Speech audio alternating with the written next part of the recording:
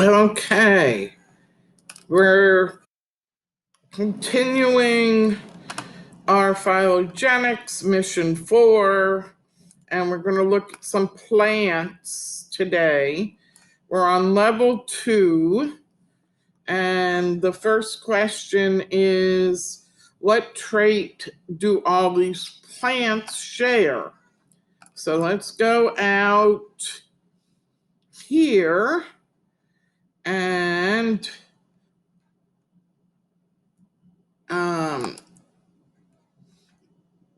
cone rangers. Between 100 and 300 million years ago, there was a southern hemisphere landmass, I can't talk today, called Gondwana. So we're going to figure out how conifers, what are conifers?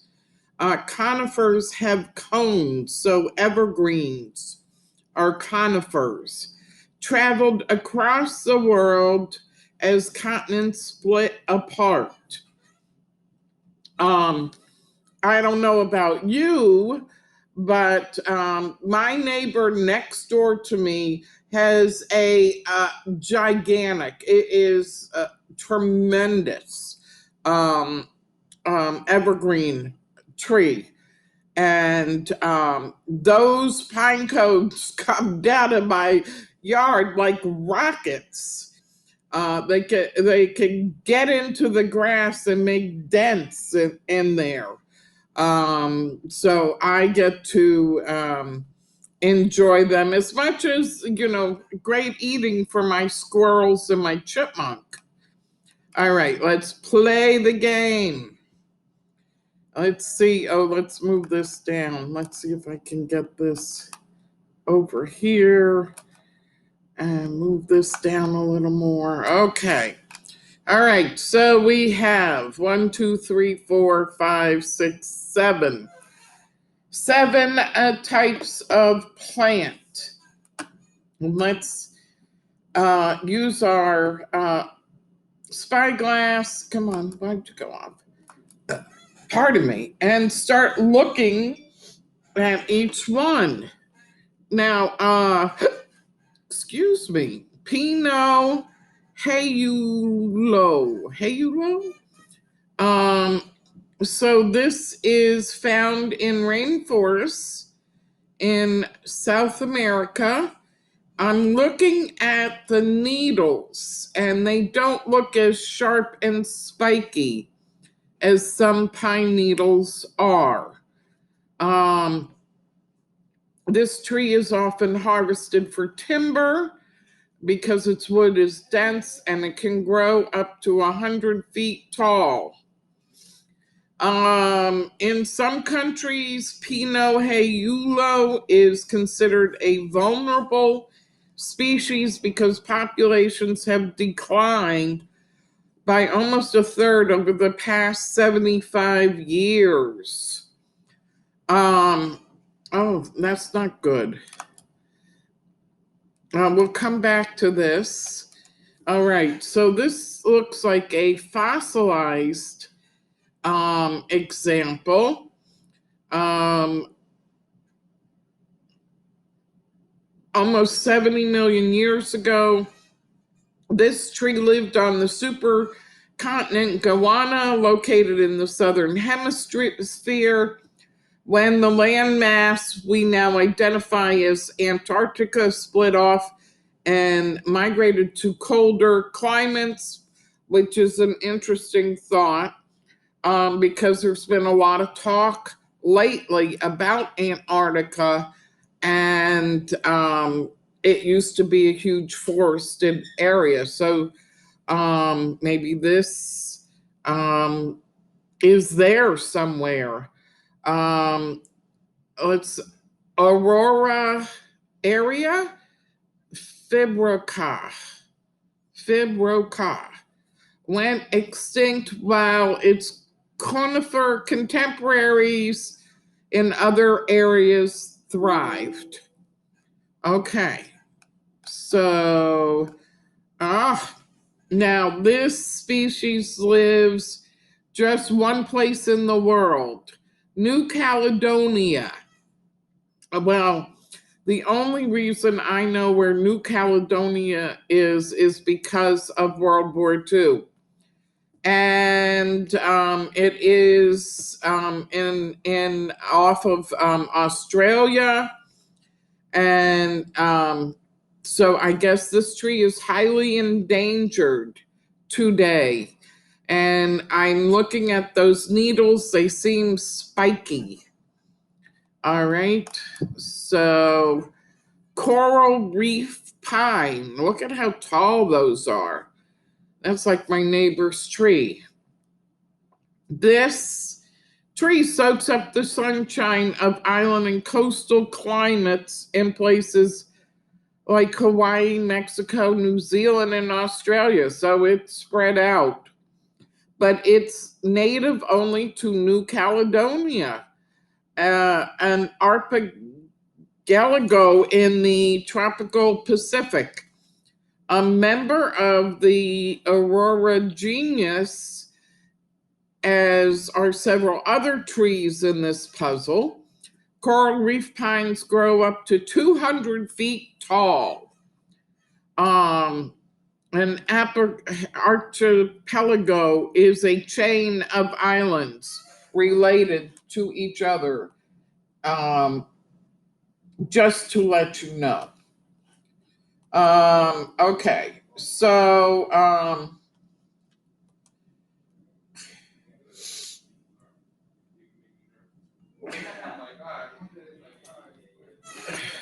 all right, so okay, so I think I've seen this tree before, or some family relative. This looks like a more complex tree. This is the monkey puzzle tree. It's also called the Chilean pine. It is endangered. Okay, so it's in Chile and Argentina and can live up to 1,000 years. Do you notice the pine cones in the tree?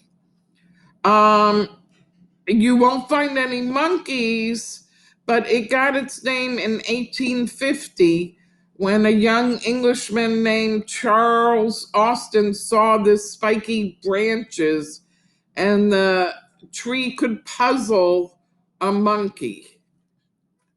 All right, so, and this looks familiar. Also, this type of pine tree lives on Norfolk Island, which is located between Australia and New Zealand. And it looks similar to the coral reef pine. Norfolk Island pines can also grow over 200 feet, but when grown indoors, they only get to about 6 feet tall. They are often used as Christmas trees. Ooh. So that's interesting. Oh, and look at this funny looking pine tree, also known as a candelabra. Well, I can see that. This conifer tree found in Brazil sheds its lower branches as it grows. By the time it reaches its full height, the let's say the Parana pine has branches growing from only the very top. All right. And we're back to the beginning. So let's look at the species all together here.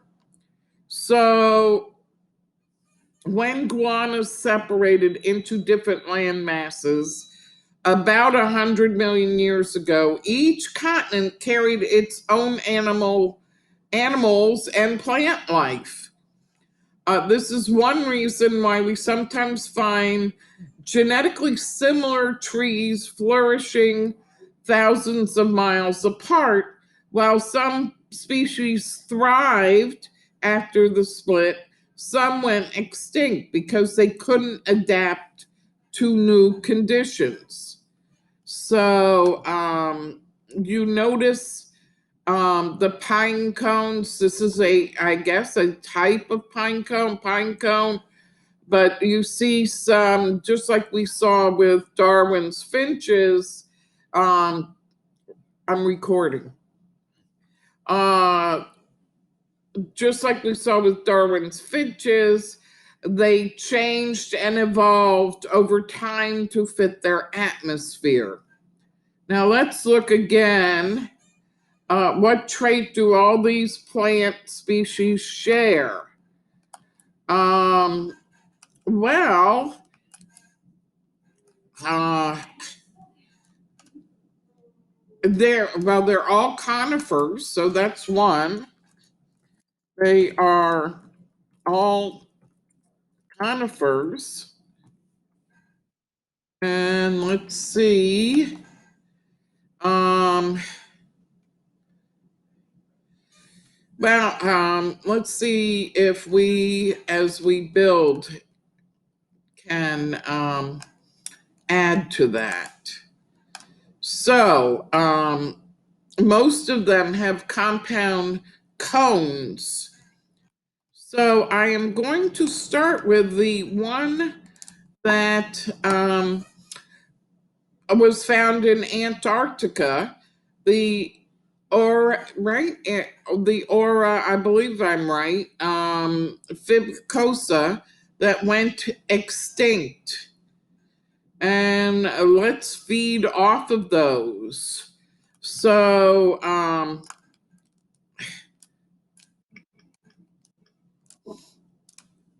maybe not. Remember, I am looking at the number of traits. Now that's 4 traits. So let's take this back. This is only 2 traits. So I am putting it in order of traits. That monkey, yeah, is more genetically diverse. Coral reef pine, uh, coral reef pine, and let's put that there too. And here is this one. Let's go over here. So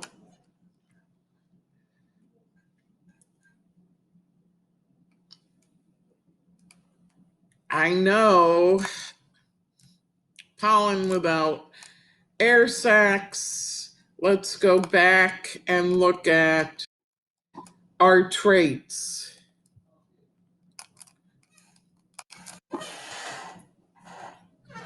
All right, so our traits are listed here.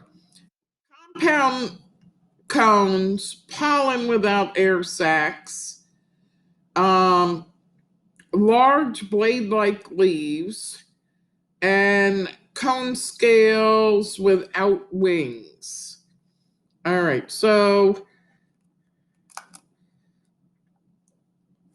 I am going to first try compound cones. And I'm going to bring the pollen down here.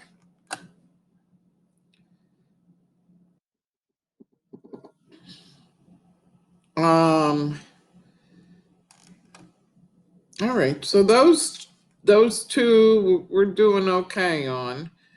Um,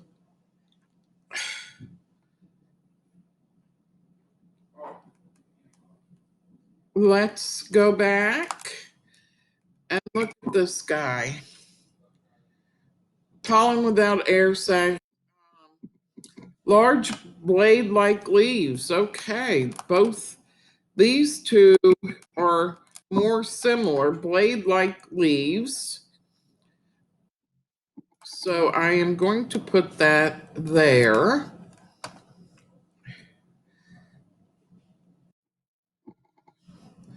And let me, compound cones, smaller scaly leaves. Okay. So this has got smaller, scaly leaves.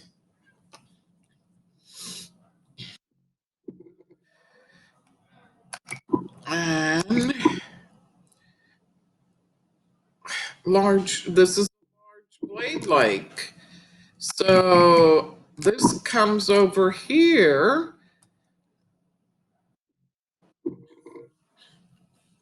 What am I missing? Let's check our Norfolk pine. This is smaller, scaly. Okay. So our smaller, scaly can go there.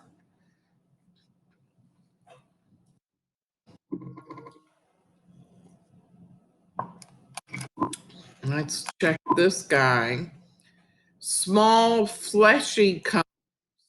Okay.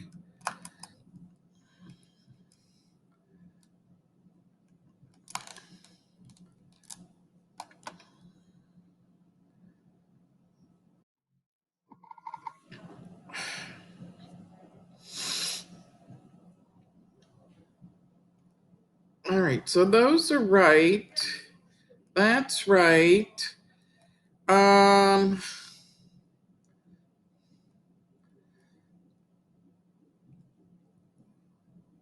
so I'm moving this out. Believe like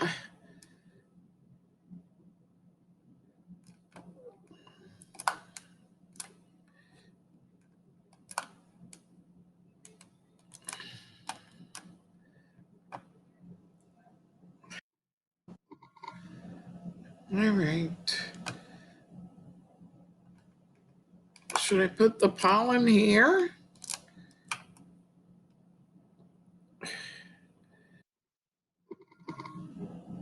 And cones without wings?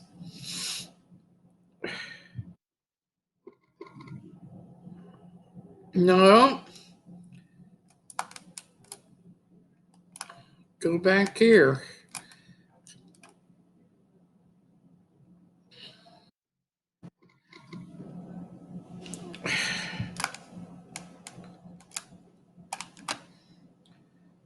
Who produces flowers? I didn't see anybody produce flowers. What are we missing with our monkey?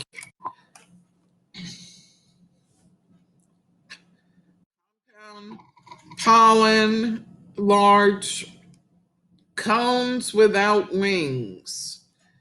Cones without wings. Oh, let's switch it.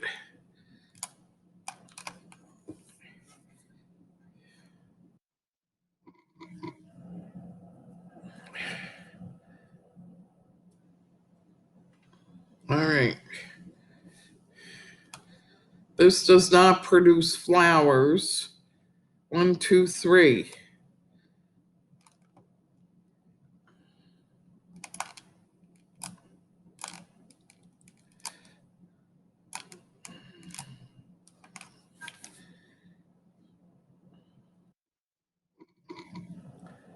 Am I done? What am I missing? Oh, all right. Let's look at our questions. What trait do Bolus, Bosi, Bouchon, and Pinot Halaro? Okay, so these two small, fleshy. All right, so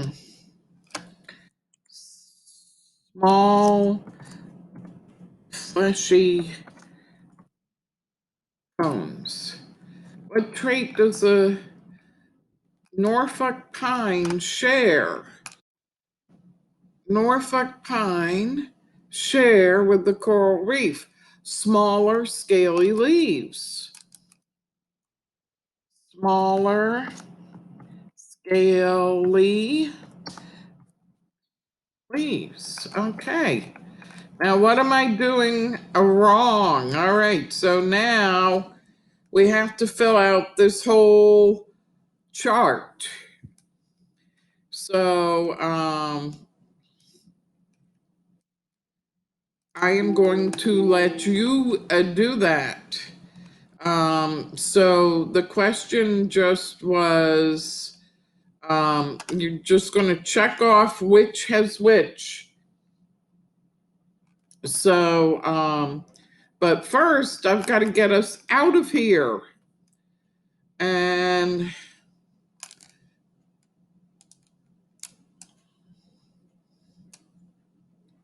just stick that in there. That is incorrect because I don't think any of these produce flowers. All three.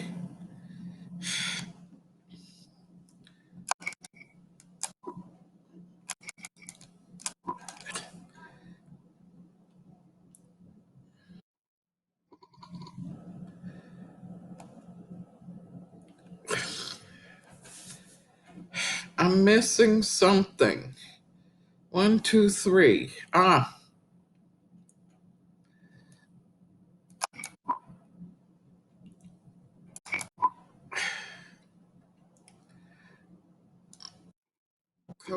So these two go together.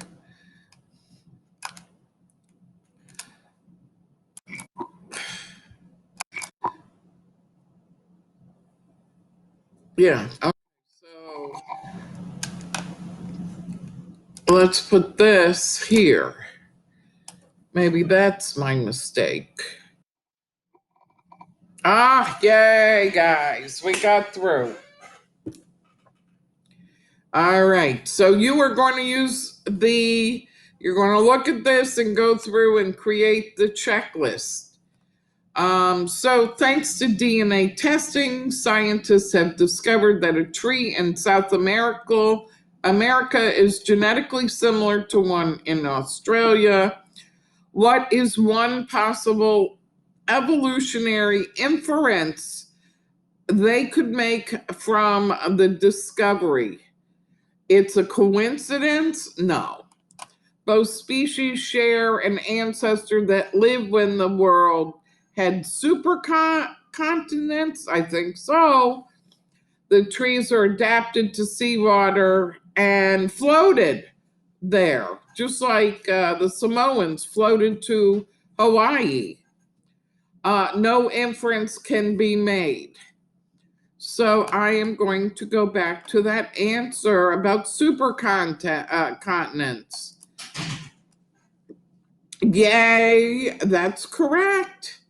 So you're going to not want to click the next button until you have filled out your chart. All right. I think we'll finish this up on Monday and then move on. All right, let me save the video. Here it is. Save the video and I'll see